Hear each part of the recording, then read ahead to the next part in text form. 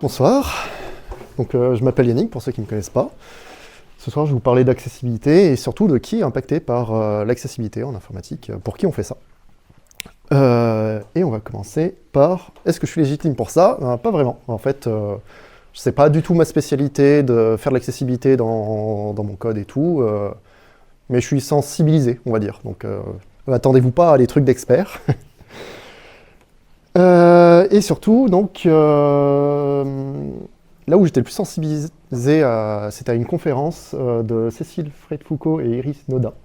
Elles ont fait plein de conférences en France sur ce sujet qui s'appelle « Le numérique, c'est pour tout le monde, ou pas ».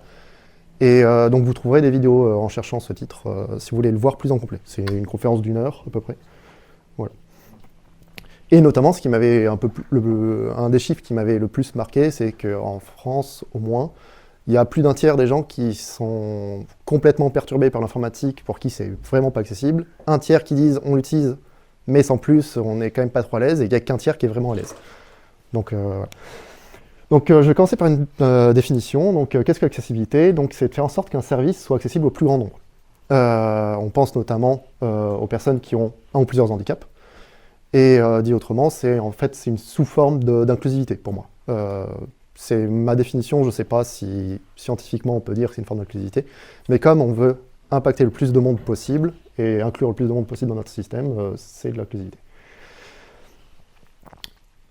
Qu'est-ce que le handicap? Donc c'est quand on a une limitation d'activité ou une restriction de participation à la vie en société, dû à des altérations physiques, cognitives ou autres. Ça, c'est la rousse. Et dit de façon très simplifiée, c'est quand l'environnement n'est pas adapté à vous. Donc vous n'allez pas pouvoir faire des choses parce que l'environnement, il est hostile. Et donc, dans cette salle, je pense qu'on est nombreux à ne pas du tout avoir de handicap. Est-ce qu'on peut se projeter pour savoir ce que vivent les gens qui ont un handicap? Pas forcément, parce que c'est compliqué de ressentir ce qu'ils ressentent. Mais on peut se rendre compte, on peut essayer de se projeter sur est-ce qu'ils vont arriver ou pas à utiliser nos applications qu'on développe. Et pour pouvoir se projeter, il faut savoir de qui on parle. Et c'est ce que je vais essayer de vous montrer ce soir, c'est de qui on parle. Parce que jusqu'à tout début de ma carrière, il y a à peu près 10 ans, 15 ans maintenant, je suis vieux, ça se limitait à... Pardon. Ça se limitait, pour moi, de ma vision, le handicap, je prenais en compte les aveugles, ceux qui avaient des handicaps moteurs, et c'était à peu près tout, j'avais pas conscience de tous les autres types de handicap. Donc je vais essayer ce soir j'espère que je vais enfoncer des portes ouvertes pour vous, mais je vais vous expliquer un peu quels sont les différents types de handicap qu'il y a, et donc pour qui vous développez des applications accessibles. J'ai pas du tout regardé le temps, si je suis à 3 minutes. Donc on va commencer par les handicaps liés à la vision. Donc en gros, c'est la perte partielle ou complète de la vue. Ça peut être des pertes de contraste, de luminosité ou de perception des couleurs, par exemple. J'oublie probablement des choses. Encore une fois, je ne suis pas expert, donc n'hésitez pas à me dire à la fin si j'ai oublié des choses. Des exemples de qui sont ces gens qui ont des problèmes liés à la vision. Donc il y a les personnes qui sont myopes, presbytes, astigmates, il y a les daltoniens, il y a les personnes qui ont de la DMLA, oui, c'est dans le bon sens, donc c'est des personnes qui vont perdre beaucoup de contraste dans ce qu'ils voient et de luminosité. Les personnes aveugles, donc elles qui ne voient juste rien du tout. Et il y a aussi les handicaps beaucoup plus éphémères auxquels vous allez pouvoir être confrontés potentiellement vous, dans votre vie.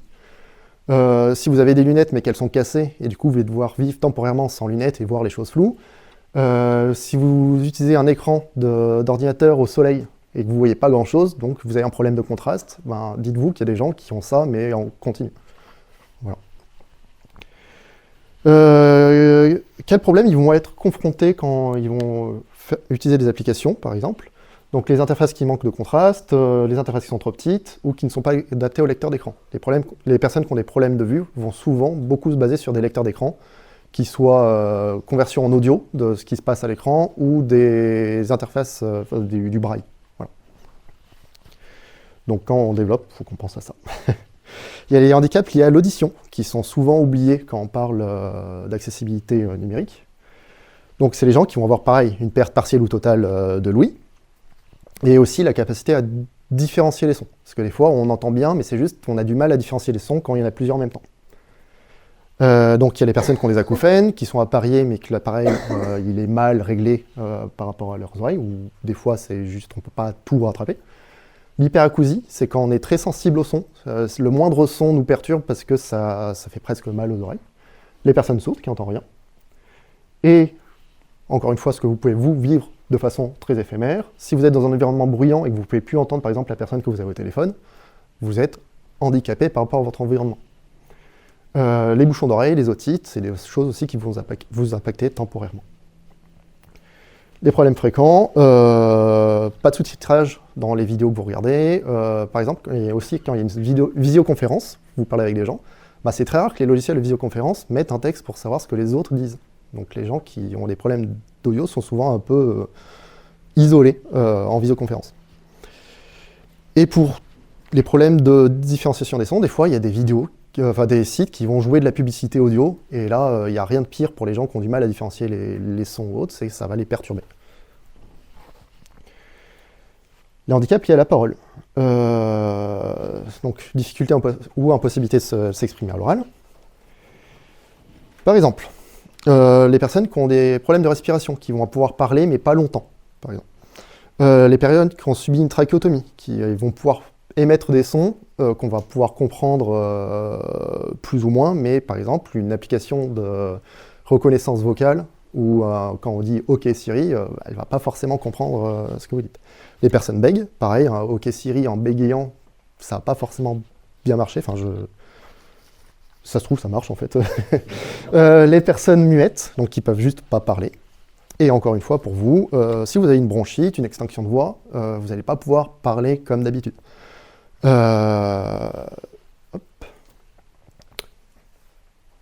Les problèmes fréquents, donc j'ai parlé de Siri, de OK Google. Les chats textuels, donc quand on fait une visio et qu'on ne peut pas parler, on ne peut parler que par le chat écrit. Combien de fois il y a des gens qui parlent et en fait les autres ne s'en rendent pas compte parce que le chat audio n'est pas mis en avant dans ces applications. Ça reste très discret, une toute petite pastille dans un coin. Voilà. Ou tout simplement l'impossibilité d'appeler le service client d'une application parce qu'on est bloqué. Si c'est que du téléphone et qu'il n'y a pas de chat. Les handicaps liés à la mobilité, il ne me reste pas tant que ça, je vais essayer d'aller plus vite. Donc pareil, c'est les difficultés à faire des mouvements ou d'être précis dans ces mouvements. Donc il y a les personnes qui sont atteintes de Parkinson, qui sont amputées, donc qui n'ont juste pas le membre pour faire le mouvement. Les personnes qui sont paralysées, qui ont le syndrome carpien, donc en informatique on est très concerné, on utilise des souris qui sont dans une certaine forme, et au bout d'un moment on a tellement mal à la main qu'on ne peut plus utiliser ces périphériques. Et donc on doit trouver d'autres manières d'utiliser nos applications. Et pareil toujours, si vous avez un bras dans le plâtre, ou des gants qui sont tactiles mais pas trop, vous n'arrivez pas à cliquer sur le bon bouton, vous serez un petit avant-goût de ce que vivent les gens qui ont ça tout le temps. Donc les problèmes fréquents, le bouton trop petit, donc on n'arrive pas à cliquer, difficulté à sectionner du texte. Il y a plein de sites qui empêchent de sectionner du texte parce que ils veulent protéger leur texte. Et au final, c'est un problème d'accessibilité parce que les gens ne peuvent pas sectionner pour traduire, pour grossir, pour copier ailleurs. Interface non accessible au clavier, ça c'est ce à quoi on pense toujours en premier quand on fait des applications. Les interfaces mobiles qui demandent d'avoir des grandes mains. Des fois, on peut utiliser un téléphone que d'une seule main, et il y a des choses qu'on ne peut pas accéder au pouce parce que l'écran est trop grand et que tout n'est pas forcément bien adapté. Le grand oublié pour moi, c'est les handicaps cognitifs. Donc c'est quand les personnes ont des problèmes, soit à réfléchir, ou avoir de la réflexion, avoir une certaine logique, ou de mémoire, tout simplement. On peut parler, par exemple, des personnes dyslexiques qui vont avoir du mal à lire un texte, donc à percevoir des informations.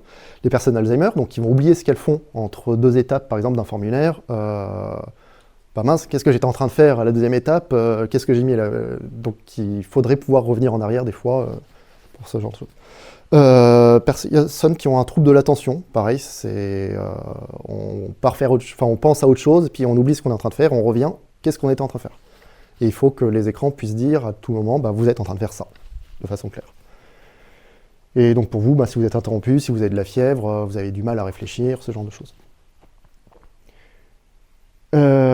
Problème fréquent, je vais aller passer un peu ça parce que du coup je suis un peu hors temps maintenant. Et les handicaps culturels aussi, donc c'est quand vous manquez de connaissances pour comprendre ce qui se passe à votre écran.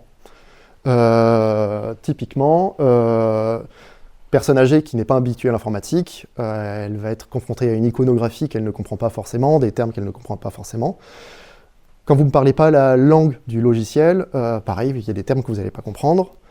Alors, il y a un exemple que j'ai pris, c'est un de mes logiciels, on ne savait pas comment simplifier pour que les gens comprennent, parce que c'était des langages très techniques liés au partage de mots de passe, d'échange de clés de chiffrement. Ou tout simplement, un truc qui arrivera tôt ou tard, la disquette pour sauvegarder, des gens qui ont vu une disquette dans leur vie, il y en aura de moins en moins, et qu'est-ce que ça voudra dire plus tard? Et donc dans ces cas-là, il faut toujours faire en sorte que l'iconographie ne soit pas le seul élément pour comprendre une interface, il faut qu'il y ait des tooltips, il faut que le lexique ne soit pas trop élitiste, quand il y a des termes de jargon très particuliers, à part si vous savez qu'en face vous n'aurez que des gens qui maîtrisent ce jargon, si vous faites une application grand public, pensez à pouvoir décrire de façon plus simple ce que font certaines actions sans avoir un terme très spécifique à ce domaine. Et pensez à traduire vos interfaces. Conclusion, alors en fait, vous avez eu un panel à qui bénéficie un site accessible, donc en gros à toutes ces personnes qui auront un handicap, mais aussi à vous, parce que vous serez forcément tôt ou tard confronté à certains de ces handicaps. Soit accident, soit en vieillissant, soit de façon très temporaire, dans la vie il peut se passer plein de choses, quoi. Et en général, un site accessible, c'est un site qui a été construit pour être facile d'utilisation. Et puis dernière phrase, il ne faut pas oublier que donc, ce qui fait une grosse partie du handicap chez les gens, c'est l'environnement qui n'est pas adapté à ce handicap. Grosso modo, souvent on peut vivre avec un handicap si on a les outils pour l'atténuer. Voilà. Est-ce que vous avez des questions ?